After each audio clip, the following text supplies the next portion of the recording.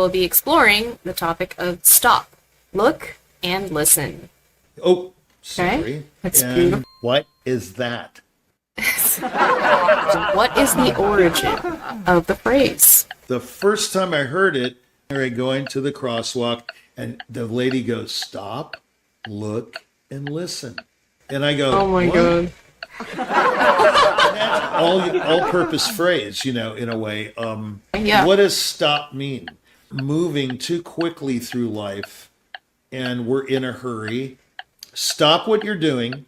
Listen to what's around you. Be sensitive to all the input, negative, positive, whatever. Look around you and listen to your colleagues, listen to your advisors, listen to, every president has a cabinet, right? Stop, look, and listen. Have you ever done it? If more conductors did stop and looked and listened to their soloists, we would say better things about them, I think. Oh, okay. Yeah. So if you do not stop, look, and listen, you could lose your life. You got to be very vigilant. I have done it. And I'm telling you what the sensation is. It's kind of scary because when you stop and you look and listen, all of a sudden things are very acute.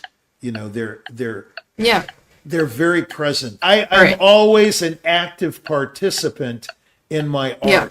I do not hand it over to somebody. Whereas if you just talk through the day and all you do is talk, you're not sensitive to anyone else's opinions or ideas or anything. You're just talking. When the woman said it to me at the crossing guard, I should have taken that as, wow, this is a life warning.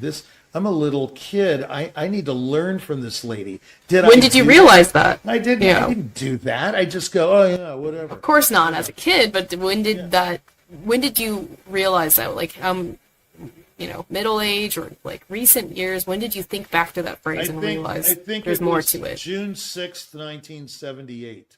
Okay. That was the real wake-up call. June 6th. Why? Why? June 6th, What happened? I'll tell you. Okay, if we have time, how are we doing on time? A little bit, I'll tell you yeah. a little story.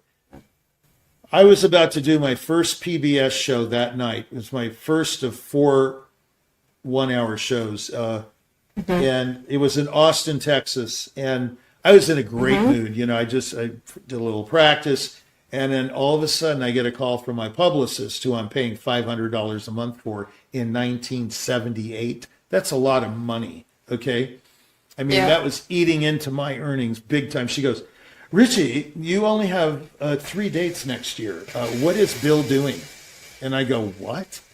After a huge season of world, my debut with the Cleveland Orchestra, my debut with the Phoenix Symphony, all these big gigs all over the place, and now I have 3 dates next year.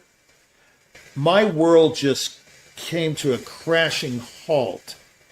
Okay, and I was listening to her, and I was saying, what?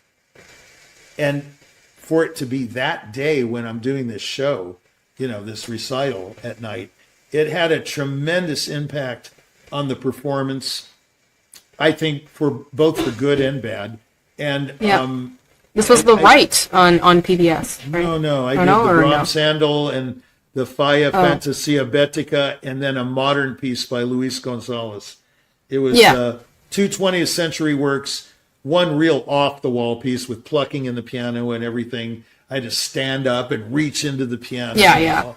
All this prepared stuff. And then the Brahms Sandal, that started the program.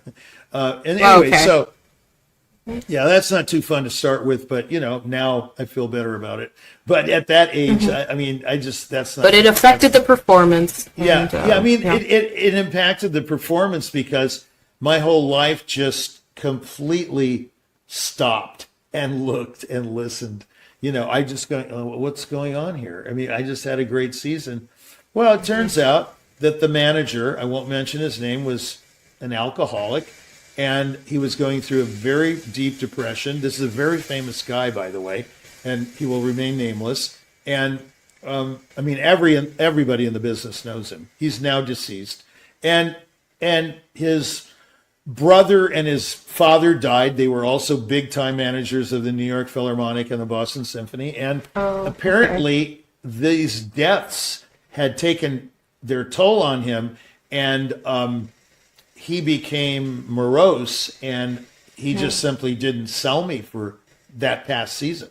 And so all I could think about was my own self, So I was thinking, okay, stop, look, and listen. You're going to be broke in a year. Okay, there. That's the real reality of it. You're not going to have any money to eat, and you're going to have to do something besides play concerts.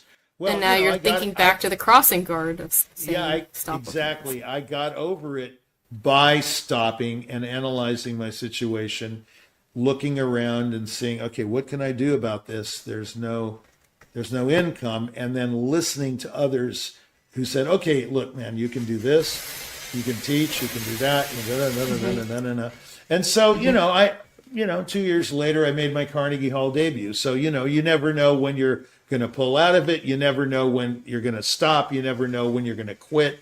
You just don't know. But the idea of stop, look, and listen can have a very profound effect on your life if you actually do it. And sometimes it takes a tragedy, unfortunately, to make you stop, look, and listen. We don't do it naturally. We do it only when we have to. That's the problem. So when there's some horrific thing that happens, then you take an inventory of yourself and you go, is this my fault? Is it his fault? Is it her fault? Is it whose fault is it? And you're always trying to pin the blame on somebody. You're the last one you want to pin the blame on, but maybe it had something to do with you. Maybe it did. In this particular case, it was pretty clear what the problem was. So I had to make decisions. I won't tell you what those decisions were. You stay with the management, leave the management, get a new manager, whatever. The point is I had to stop, look, and listen, and really listen to some good, I would say sobering advice, and people hard advice, looking at what they're doing and stopping what I'm doing. Just stop, cold turkey. So after the show, that's difficult. I quit practicing that whole summer. It was June 6th, 1978. That's why that date sticks in my head. It got to me. So I remember that's the day I woke up. That's the day I grew up. That's the day that I realized this whole thing could slip away, And I was lucky enough or blessed enough that it didn't completely slip away. But I lost part of my life that day because I was so devastated by the news. What do you do when somebody like that, she just calls like, Richie, you don't have any dates next year. What am I going to publicize? And I said, well, I don't know. Why don't you think of something? Click. I wasn't in the mood to listen to this crabby 88-year-old telling me that, my manager stank and wasn't doing his work. And actually, she was a very good friend of his. I got her through him. So I couldn't quite figure out what was going on, But it turned out to be physical ailments and, depression and things like that. Okay, it's very understandable. But not so much, because you don't shrink from your responsibilities just because you're going through hardships. Okay? Just because your father died yesterday, that does not mean you don't play at the Kennedy Center 2 days later. You don't do that. You just don't do that to people. But that's part of stop, look, and listen. You've got to analyze the situation and say, oh, wait a minute here. What would that person want me to do?